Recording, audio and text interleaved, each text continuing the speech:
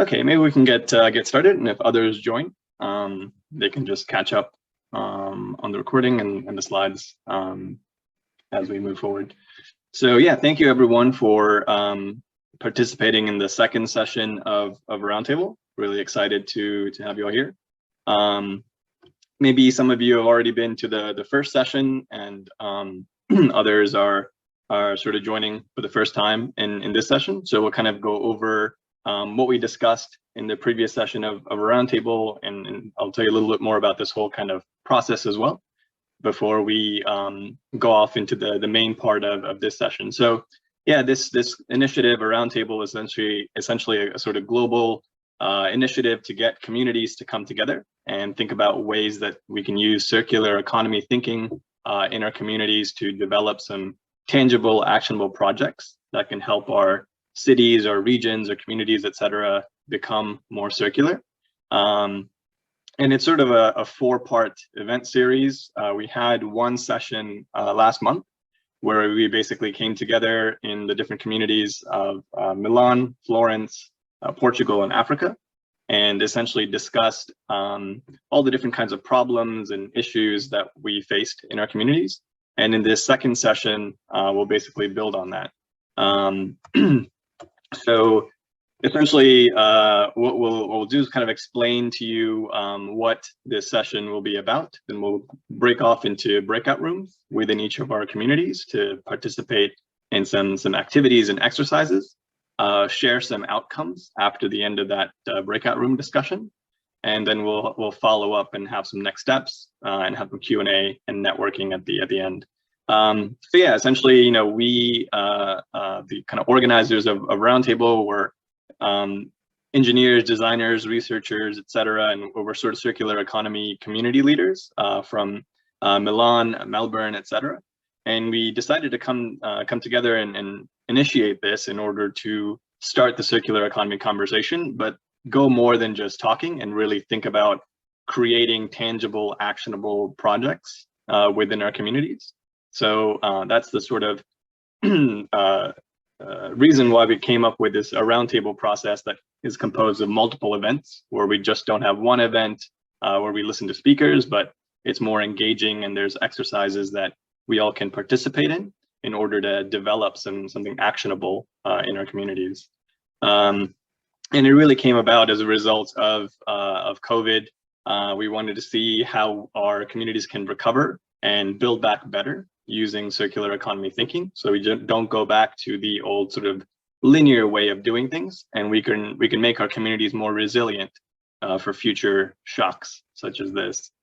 So yeah, that's essentially what this sort of process is. It's to develop and design and activate projects within our communities to fast track the circular economy transition and really build back better from the COVID pandemic.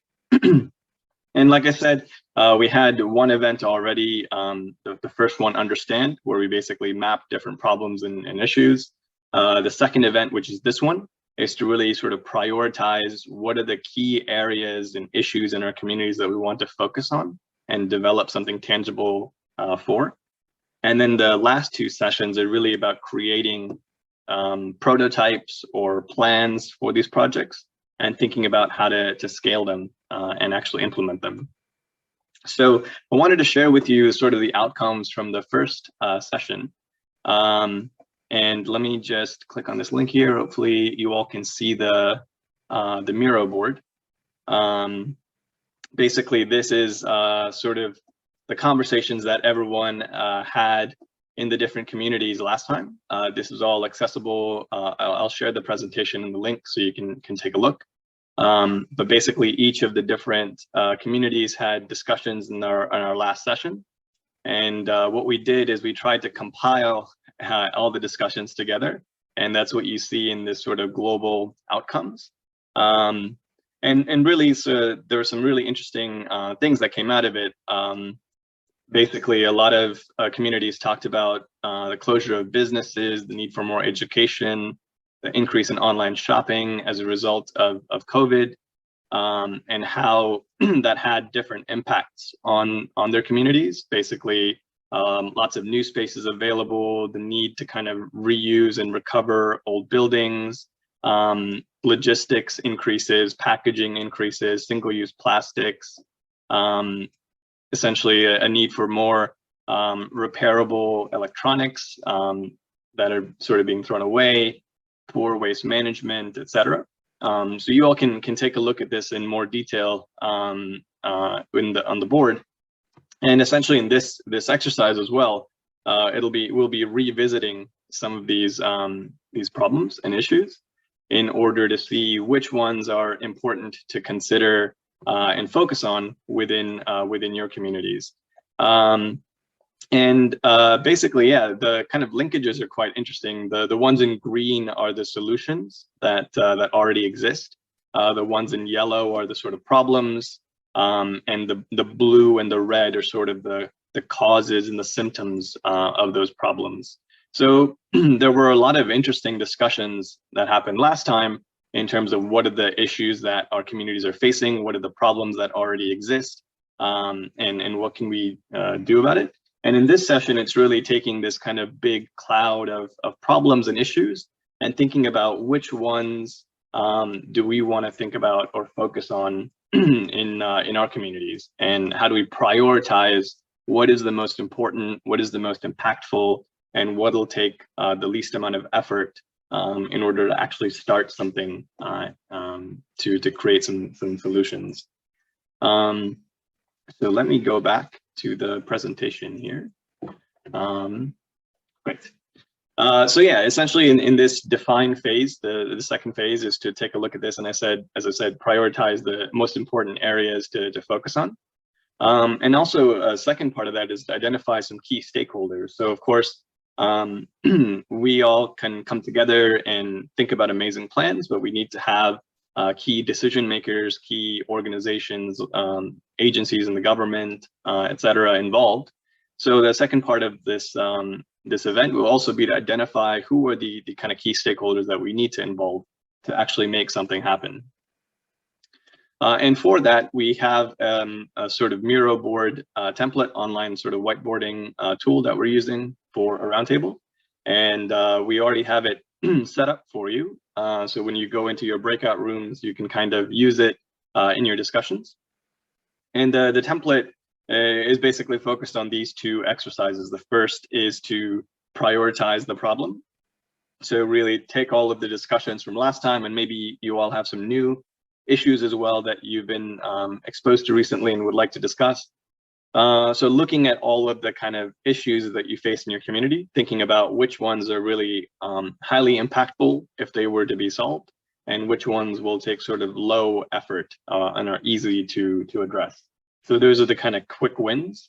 So essentially this exercise is to take some Post-it notes and place the problems on this sort of matrix, and then identify which one you want to focus on within your communities. And then the other sort of exercise is to look at stakeholders. So who are the kind of stakeholders around that problem? What kind of level of influence do they have? Are they highly influential, or do they have a low level of influence? And what is their level of interest? Are they really engaged in this problem, or does it not really affect them so much? So essentially you're looking for people who have high interest in the problem, high influence to actually make a decision and do something about it. And those are the sort of key players that you want to involve. So the second part of the exercise is to kind of map out the different stakeholders in your communities who need to be involved in order to address the issue. Yeah, so basically that's the kind of explanation of the discussions. What we'll do is we'll sort of open up breakout rooms, and I've already pre-assigned all of you to the breakout rooms, so you should automatically go to the different teams that you signed up for, Milan, Florence, Portugal, or the Africa teams. If there are people who are left behind for whatever reason, I'll start moving people around.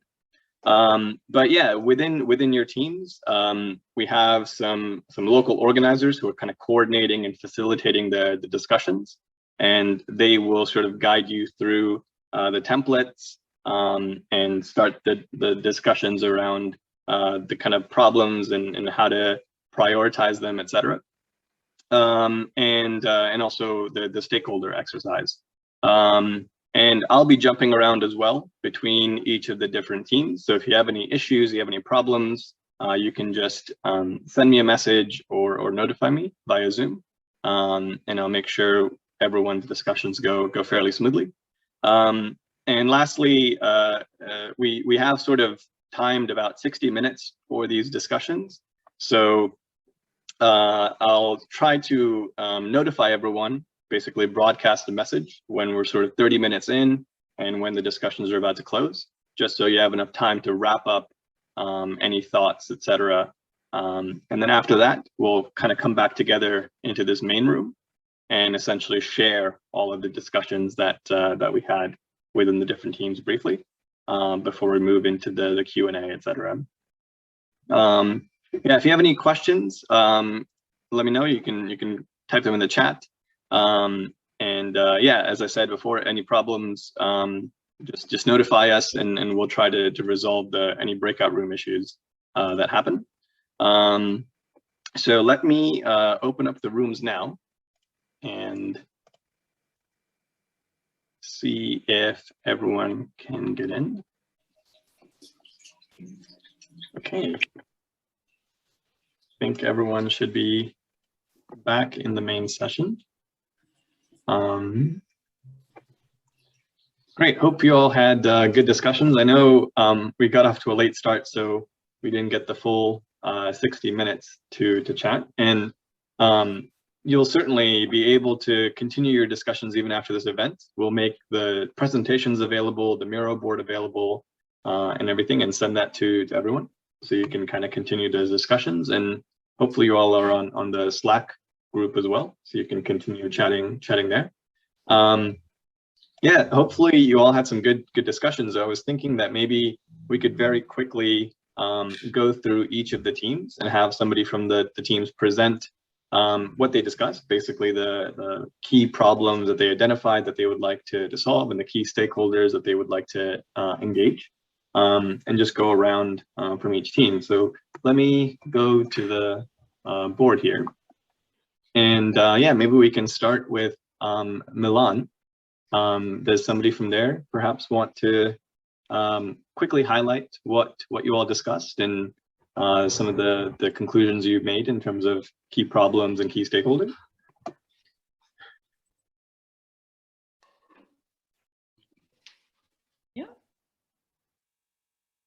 Okay, I'll go.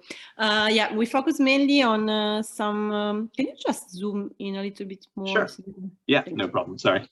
So we talk a lot about the repairing center and all the second hand, and the repairing, it goes in a wide range from small products, but also to the fashion and to the kind of design part. So we kind of highlight all this big wave of second-hand and repairing, highlighting mainly that there is a lack of artisan and the ability of some specific people that can actually work in helping you and supporting you in giving new life to your products. We started instead with something that I think it's interesting. This is all the cultural center, and like giving space for the young people, for places where they can meet and share knowledge, not just products, but also kind of knowledge, know-how and music and art. The big part was the food waste, where we know that there are already a lot of companies and apps working in that area, but it could be maybe something better handled through association, cooperatives, and like to work more with in terms of policies to define exactly what can be recycled and to make it easier. But I think it's a generic problem, not just for waste, to make it easier for waste to be recycled. And so that the restaurants can give easily the products to a cooperative without requiring too many documents and bureaucracy and invoices and so on. And then there was a focus on the sharing of buildings, so either kitchens, so for the part of the restaurant, but also building themselves that can give new life to some neighbors. neighborhoods. Great. No, I think the sharing center, the cultural center, is a really nice idea. Definitely something that, as you mentioned as well, probably requires a bit less effort than some of the other things that you identified and discussed. And a really nice way as well to engage the community, to think about circular economy and make it really tangible for them to understand. So yeah, really cool idea. It'd be great to explore that further in the next session. Like, how do we kind of create such a center, and what would that involve, etc. Thanks. Yeah, maybe we can go down to the Africa team next. Does somebody want to share what you all discussed? I can go ahead and share what we discussed. Great. Go ahead, Cyrus. We were just tackling the issue. Our main problem was on waste management, poor waste management, basically. Now, I can go through quickly through the mirror board.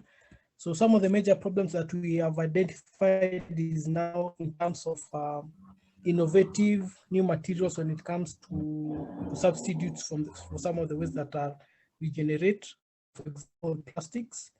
Another major problem we identified was now in terms of the segregation, the collection and segregation of the waste that is generated. Another problem that we identified was now how do we bridge that gap between the stakeholders and other parties within the value chain, because we realize there's lack of collaboration between various actors within the value chain. The other major problem was on now the amount of waste that is usually generated, the large amounts of waste.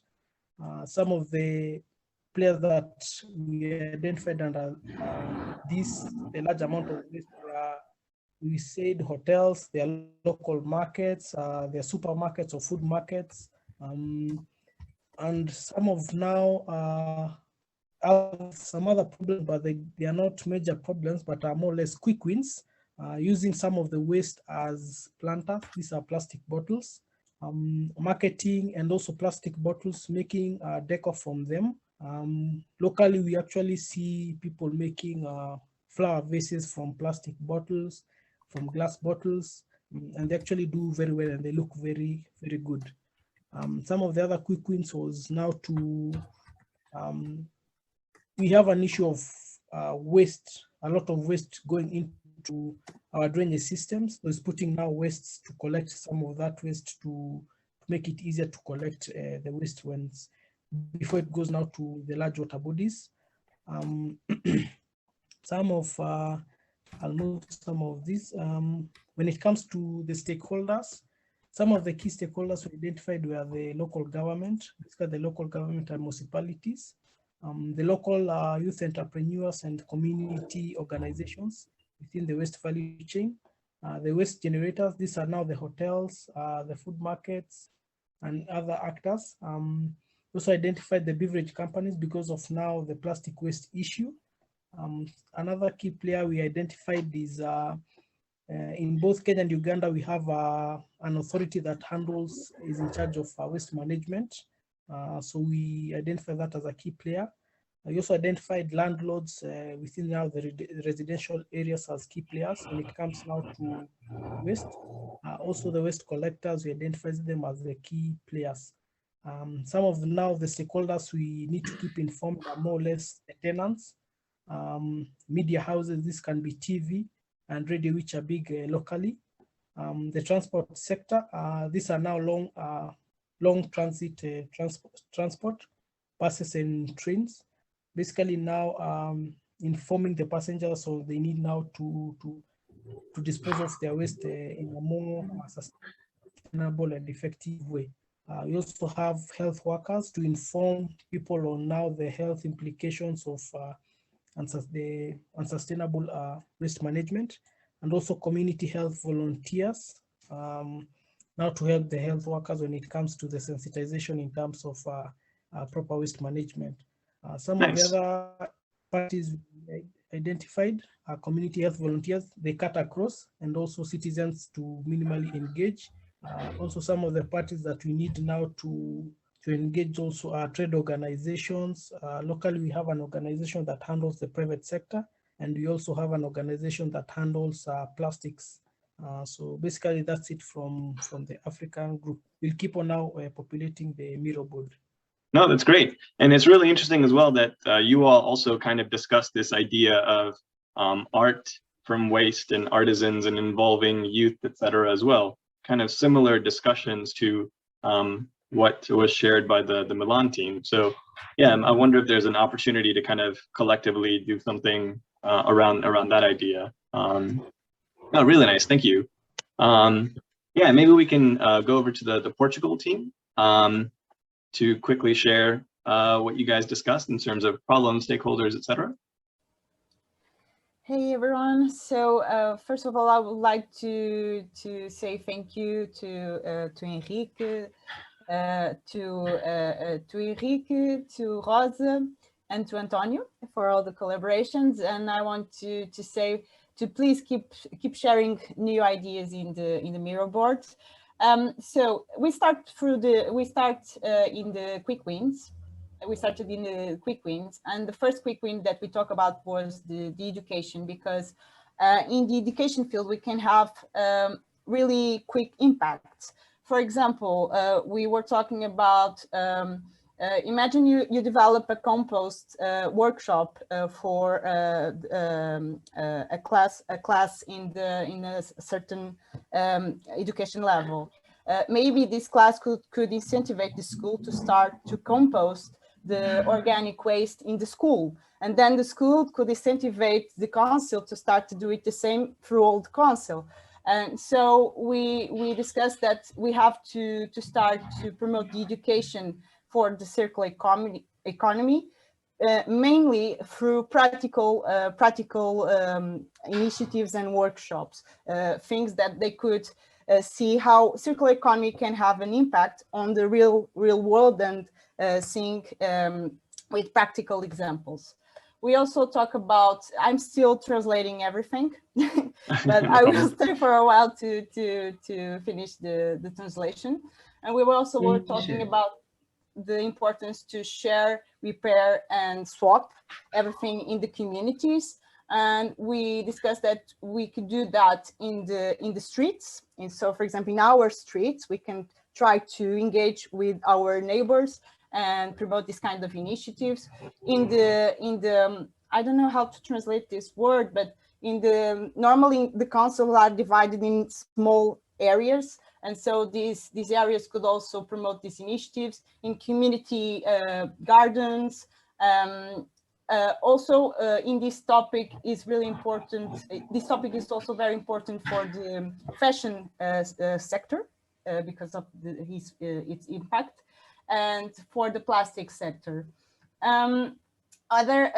In the major problems, we talk about the importance of the public procurement, but it's a very complex problem because of the legislation, and it's difficult to change things and to make sure everything is according to the principles of the circular economy. And yes, also in the end, we were talking about the markets. For example, in the Netherlands, people still buy a lot of things in the local markets. And this is mainly because, for example, the local markets are located in the center of the cities. And so every time you go to the center, you see the local markets, and instead you go to a supermarket, you go to the local market, and you avoid a lot of packaging and plastic bags and everything else. And I don't know if anyone wants to add something, but I think these were the main topics. Nice, thank you. Yeah, really, really interesting as well. Again, I guess I see this topic of like community sharing coming up, which is really cool to see. Yeah, it'd be really interesting to think about doing something more collectively across all the different teams, perhaps, as a solution, kind of like Repair Cafe or something, maybe like a sharing cafe that can be implemented across our communities. Thank you for that. And then last but not least, we have the Florence team. Does someone from there want to share the highlights of what you all discussed? Hi. I'm really happy about listening to you because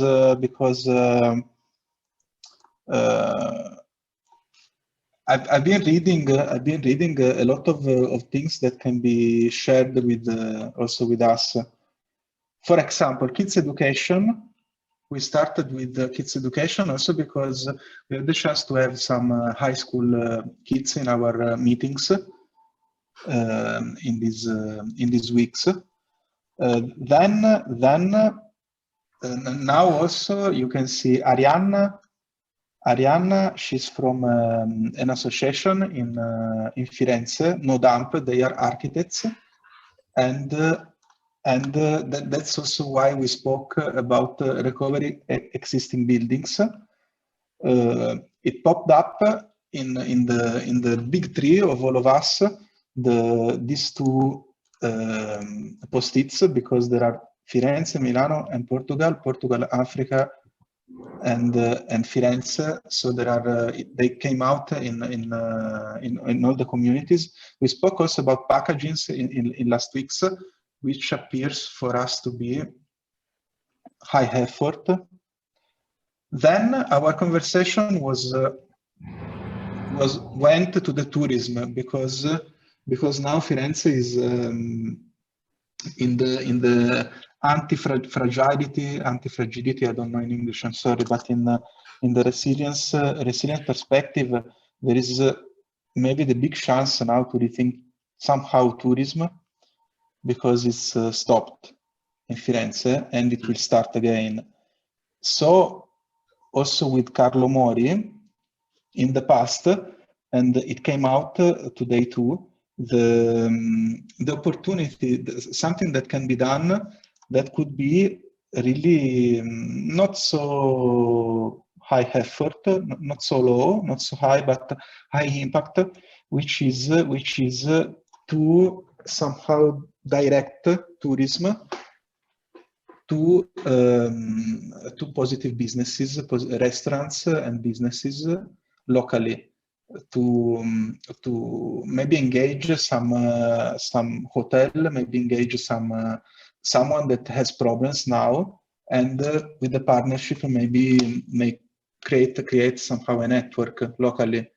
It could be a help. Then the spillage of used oil, we spoke about it. Here we have also Dario, which is in the local council of a village out of Firenze, and he's already speaking with the mayor that came to. There are 15,000 people, and in this village there is production of oil, and he's having good ideas about something to make for that, and maybe I think that there is the chance to cross these three things: tourism, education for kids, and also the tourism out of Firenze. We are happy because as stakeholder, and also the conversation was led also thinking about the effort. We were thinking already about who are the stakeholders that are already there for us. So there is Council of Carmignano, No Dump, that is here as an association. MIP, Murate Idea Park, is a startup incubator made by the Council of Firenze. Fairbnb is speaking with us already. Fairbnb, it's an Airbnb. They are making an Airbnb with two rules: one host, one house. No more, not 10 house for 100 house for one host. And the second rule they have is to have a portion of the incomes. They have to spend them locally, and they're speaking with us, and that can be a good stakeholder for the tourist part. The hotels and the restaurants, we put them here, but I think that the interest of visibility when everything will start can be a leverage for them. While the students, they can choose the programs in in the schools, and they are a high. They can choose Multiverso is a co-working space that it will host us, and they are a European Youth Parliament. We didn't know where to put it because it's they are sending us students. Now ASMA went away, but we have some students that they sent us with a program because they browsing the Eventbrite. They suggested to the students that followed a program in the European Youth Parliament to go to us. So it would be easy to speak with them, but we have no idea about the influence and the interest. So we will have to. I would like to say a couple of things that we should speak between all of us, because when you were speaking, I saw, for example, that education in Portugal, you put it as a quick win. Also, the artisans and artists in Firenze, there are a lot of artisans. It's a place where people can be interested to do something on the same rail. Also, the repairing centers is something that No Dump, Arianna with No Dump, they are thinking about doing it in Firenze, and they are on it as an association. So we should really speak in the future. I don't know in the Firenze's group if someone wants to add something.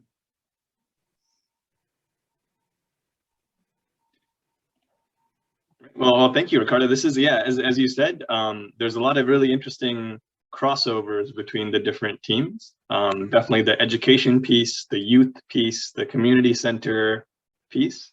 So it's nice to see as well that like everyone's kind of prioritizing this aspect of youth and community and education in some way. And it'd be really cool to see if indeed those ideas, as you said, could be combined somehow. And then if that could be also combined not only within the different groups in the different cities, but also across as well. So yeah, would love to kind of explore that more. And of course, we have time in the next session, we can think about how to do something like that in a more joint way. Perhaps for the next session, one thing we were thinking is instead of dividing us up by cities, to divide us up by ideas or idea areas. So if there's a group that wants to focus on this aspect of education and youth, a group that wants to focus on this aspect of artisans and creating art from waste, or providing a community space for that. And then this aspect of, as you said, tourism and supporting it that way. We can think about separating the groups in that manner. So yeah, let's definitely see if that's something that makes sense to do. And yeah, as I said, these boards are going to be open. So if you have any other ideas you want to add, any other people you want to send this to have them contribute, you can just send them the link, and they should have edit access and be able to read everything and contribute. Yeah, basically what we were thinking to do is just kind of leave it open. You can also continue the discussions on Slack. I think all of you should be in the Slack groups for each of your teams. So you should be able to use that as a channel to also keep in touch and collaborate. And then, yeah, similar to last time, what we will try to do is combine all of your discussions into this kind of global outcomes. And I suspect what will happen is we'll see these kind of ideas emerging around like a education, youth kind of thing, an idea around, for example, creating a community center, art from waste, something like that. And so we'll try to cluster all of the ideas in that way. And then you can kind of add to that as well. We'll make sure to share that. And yeah, as I said, sorry, the slide should say sessions 3 and 4.